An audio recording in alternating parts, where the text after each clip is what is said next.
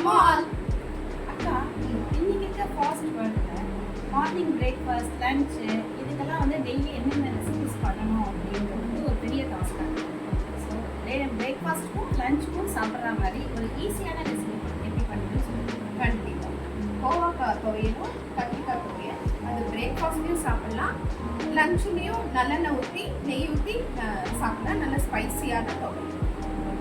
Friends, கோவக்காய் and கத்திரிக்காய் துவையல் எப்படி பண்ணுறதுன்னு பார்த்துடலாமா?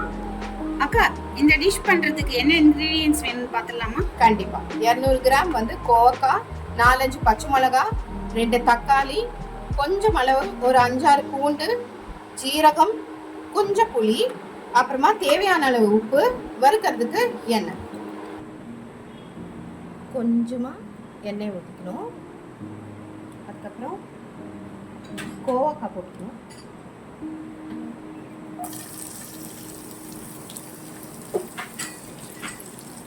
நல்லா இதை எண்ணெயில் நல்லா வதங்கணும். இது வதங்கிடுச்சான்னு பார்க்கலாம். ஓகேக்கா, வதங்கிடுச்சு. இந்த கலரில் வந்ததுமே பவுலில் ட்ரான்ஸ்ஃபர் பண்ணணும்.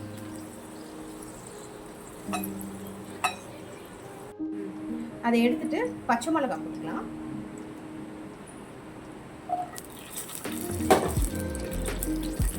பச்சை மிளகாய் வதங்கினதுக்கப்புறம் ஜீரகம் போட்டு. ஓகேக்கா, இதுவும் லைட்டாக டாஸ் பண்ணால் போதும்.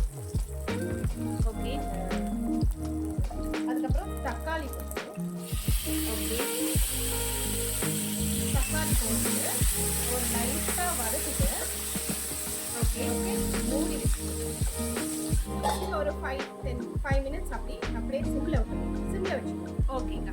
தக்காளி எந்த அளவுக்கு வதக்கணும் அப்படின்னா இந்த தோல் பிரிஞ்சு வர அளவுக்கு வதக்கணும். ஓகேங்க. அப்புறம் கொஞ்சம் போல பூண்டு, ஒரு 4-5 பூண்டு. ஓகே. புளி கொஞ்சம். ஓகே. தேவையான அளவு உப்பு தேவைக்கேற்ப. ஓகே. இது எல்லாத்தையும் ஒரு வாட்டி வதக்கிக்கணும். ஓகே பிரீத்தி, இதை போய் அரைச்சிட்டு வந்துடலாமா? சரிங்கக்கா. பிரீத்தி அக்கா, இந்த பச்சை மிளகா, பூண்டு, கோவக்காவை உரல்ல போட்டு இடிச்சுக்கலாம். ஓகே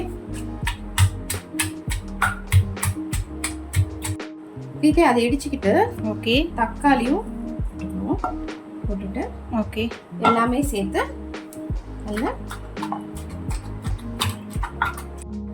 பிரீத்தி இது ஒன்றுக்கு பாதியாக இடிச்சு வச்சுக்கணும். இப்படி இருந்தா போதும். அக்கா, அடுத்த ரெசிபி பண்ண ஸ்டார்ட் பண்ணிடலாமா? கண்டிப்பாடா. கத்திரிக்காய் துவையல் பார்த்துக்கோமா? பார்த்துக்கலாம். அக்கா, கத்திரிக்காய் துவையல் பண்ணுறதுக்கு என்னெல்லாம் இன்க்ரீடியன்ஸ் வேணும்னு பார்த்துடலாமா? கண்டிப்பா. கத்திரிக்காயில் கொஞ்சம் தண்ணி ஊற்றி உப்பு போட்டு வச்சுக்கணும், ஏன்னா கருத்துரும். ஓகே. 4-5 பச்சை மிளகா. ஓகே. 2 சின்ன சைஸ் தக்காளி. ஓகே. பொடியாக நறுக்குன பாதி வெங்காயம். ஓகே. கொஞ்சம் புளி. ஓகே. தேவையான அளவு எண்ணெய் வதக்கிறதுக்கு. ஓகேவா? தேவையான அளவு உப்பு. ஓகே. ஒரு பாதி கட்டு கொத்தமல்லி. சரி. பூண்டு 4-5 பூண்டு. ஒரு ஸ்பூன் ஜீரகம். ஓகேக்கா. இது ஸ்டார்ட் பண்ணிடலாமா? ஸ்டார்ட் பண்ணிடலாம். எண்ணெய் கொஞ்சமாக ஃப்ரைக்கு தேவையான அளவு. ஓகேக்கா. அப்புறம் தேவையான அளவு எண்ணெய். அப்புறம் கத்திரிக்காய் போட்ட உடனே வெடிக்கிற மாதிரி இருக்குல்ல?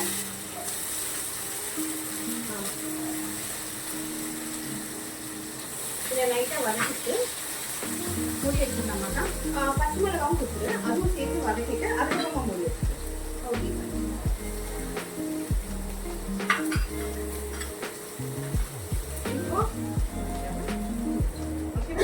சிம்ல தக்காளி வதங்கிடுச்சான்னு பார்க்கலாம். ஓகே. வதங்கிடுச்சா? இப்போ தக்காளி அந்த ஓகே.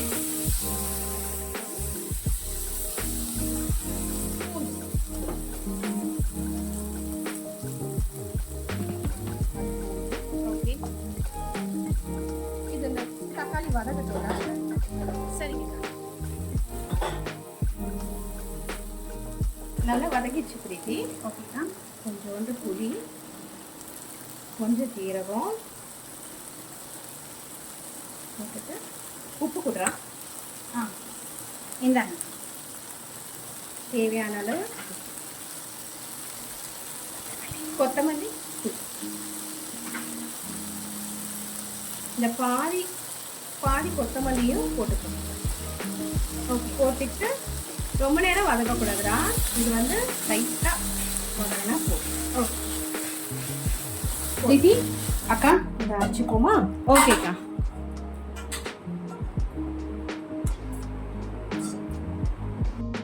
திதி அக்கா இதுவும் அதே மாதிரி தான் கொரகொரப்பா அரைச்சிக்கணும்.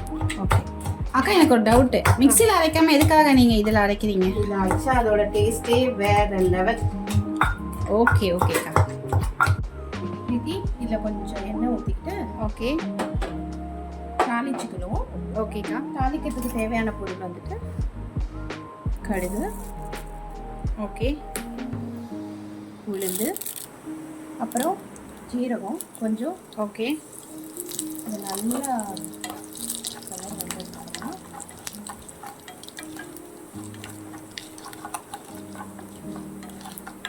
கொஞ்சம் பெருங்காயம்,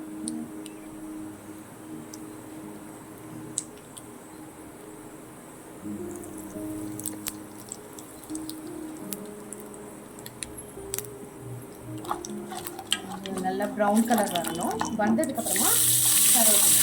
ஓகே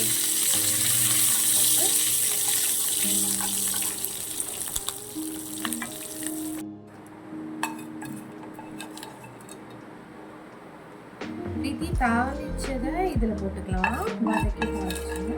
ஓகேக்கா.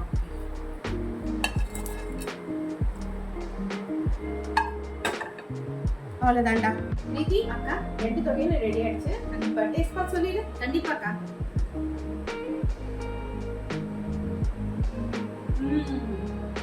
ஸ்பைசியாக நல்லா இருக்குக்கா. சூப்பராக இருக்கு. இதையும் பார்த்துக்கலாமா? அப்படி ஒன்று சொல்ல மறந்துட்டேன். கோவக்காய் வந்துட்டு இப்போதான் இந்த கோவக்காய் வந்து சீக்கிரமாக மசியவே மாட்டேங்குது. அதுக்கு ஒரு டிப் சொல்கிறேன். கோவக்காய் ஒரு தடவை ஒரு ஸ்டீம் எடுத்துட்டு அதுக்கப்புறம் எண்ணெயில் போட்டு வதக்கினா சீக்கிரம் வதக்கிடும். ஓகே ஓகே ஃப்ரெண்ட்ஸ், அக்கா சொன்ன டிப்ஸ் நோட் பண்ணிக்கோங்க. கண்டிப்பாக யூஸ்ஃபுல்லாக இருக்கும் உங்களுக்கு. அப்புறம் கத்திரிக்காய் அந்த வெங்காயத்தோட சாப்பிடு. ஓகே இன்னும் டேஸ்டியாக இருக்கும்.